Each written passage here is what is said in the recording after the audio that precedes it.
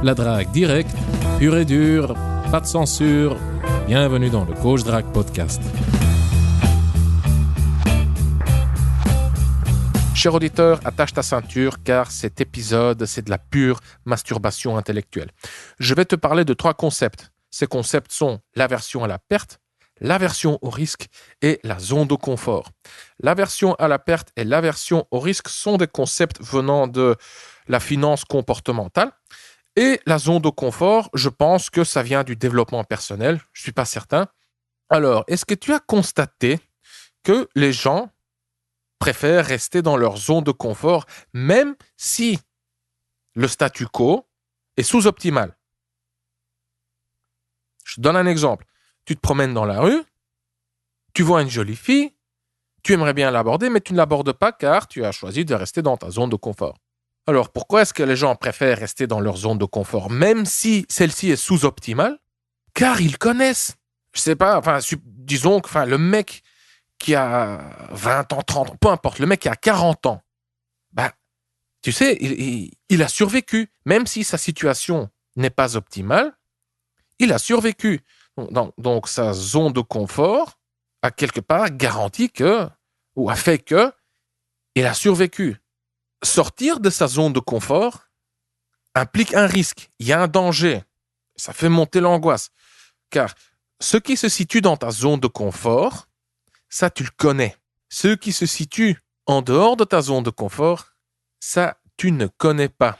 Et maintenant, je vais essayer de lier les concepts de l'aversion à la perte et l'aversion au risque à ce que je viens de dire, à la zone de confort.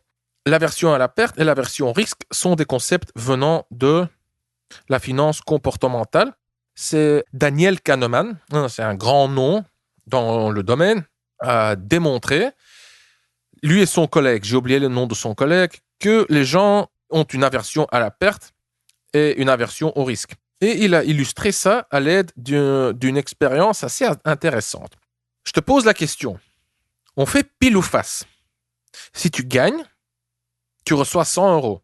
Si tu perds, tu me dois 100 €. Est-ce que tu acceptes le défi? La plupart des gens ne vont pas accepter. Tu as donc une chance sur 2 de gagner 100 € et tu as une chance sur 2 de perdre 100 €. En moyenne, les gens acceptent le challenge dès que le gain est 1,5 fois à 2 fois plus important que la perte. Donc, s'ils ont une chance sur 2 de perdre 100 € ou bien une chance sur 2 de gagner 200 €, c'est à partir de ce point-là, ou plutôt 150 jusqu'à 200, c'est à partir de ce point-là que la plupart des gens vont accepter le défi. Revenons à la zone de confort. Les gens préfèrent rester dans leur zone de confort car ils connaissent. Sortir de ta zone de confort implique un risque. Tu ne sais pas ce qu'il y a en dehors. Donc, tu risques également de perdre tout ce qui se situait dans ta zone de confort, voire pire. On peut expliquer ça grâce à la théorie de l'évolution. Tes ancêtres se promenaient dans la savane, ils voient un buisson avec des beaux fruits et ils se disent « Tiens, on a de quoi bouffer, on va cueillir les fruits. » Mais là, ils entendent un bruit suspect dans le buisson ou derrière le buisson. Et si c'est un gros tigre qui se cache derrière le buisson, tu vois? Ne pas bouffer ces fruits ne va pas... Ils peuvent attendre encore quelques jours. Ne pas bouffer ces fruits ne signifie pas la mort, mais s'approcher et se faire attaquer par un éventuel tigre, ça pourrait impliquer la mort.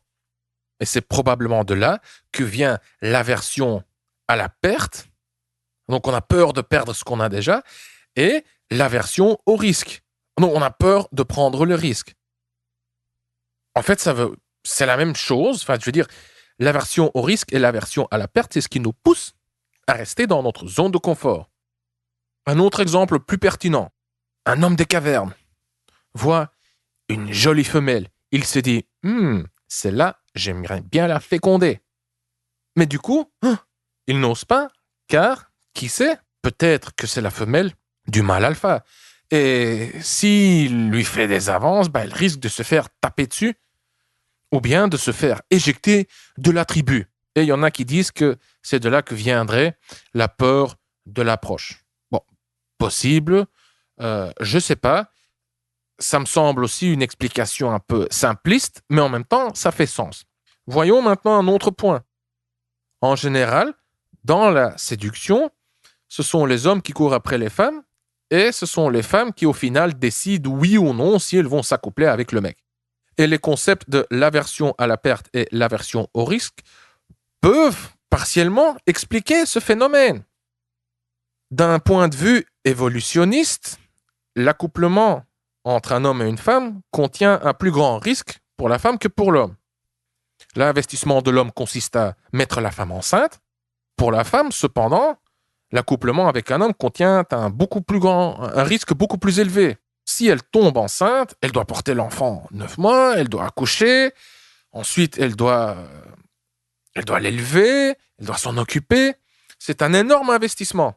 Donc pour elle, l'accouplement avec un homme contient un énorme risque. Et cher auditeur, j'espère que là tu vois le lien avec l'aversion au risque.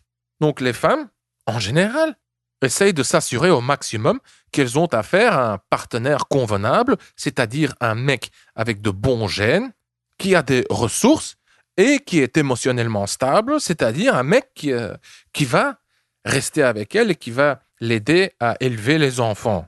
Et ça, c'est l'équivalent du gain qui doit être 2 fois supérieur que la perte pour passer au-delà de l'aversion au risque. Ok, qu'est-ce que j'ai encore noté sur ma feuille? Oui, je me pose 2 questions. La première, en soirée, qui a le plus de succès? Tu es dans un bar ou une boîte, tu observes ce qui se passe, qui a le plus de succès auprès des filles?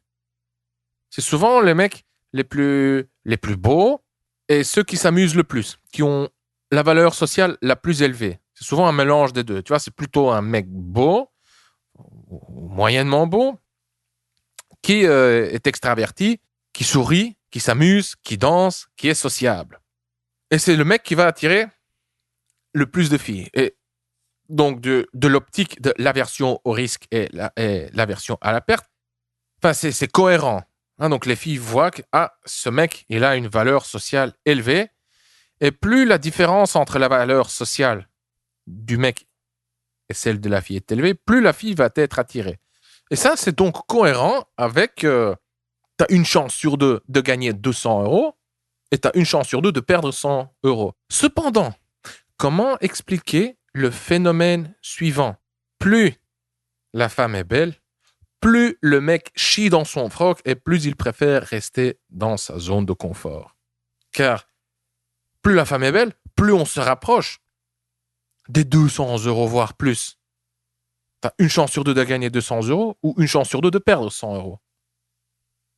Comment expliquer que la plupart des mecs chient dans leur froc et dans ces cas précis préfèrent rester dans leur zone de confort? Je n'ai pas de réponse à ça. Cher auditeur, si tu as une idée, n'hésite pas à m'en faire part.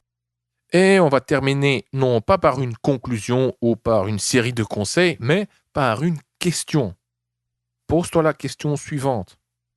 Dans un contexte de séduction, pour la fille, quels sont les risques? Comment minimiser ces risques? Et comment faire en sorte que ta proposition de valeur soit 2 fois supérieure au risque? Je te rappelle également que je viens de mettre en ligne une nouvelle formation intitulée « Comment coucher avec une nouvelle fille par mois ». Pour plus d'infos, clique sur le lien en dessous de ce podcast sur le site du Coach Drag Podcast ou bien dans la description sur SoundCloud et YouTube. Si tu as de bonnes résolutions pour 2017, c'est le moment. Si tu te dis « Tiens, j'aimerais booster ma vie intime, ma vie affective », j'aimerais améliorer mes compétences en matière de drague, j'aimerais obtenir plus de succès auprès des filles, c'est le moment.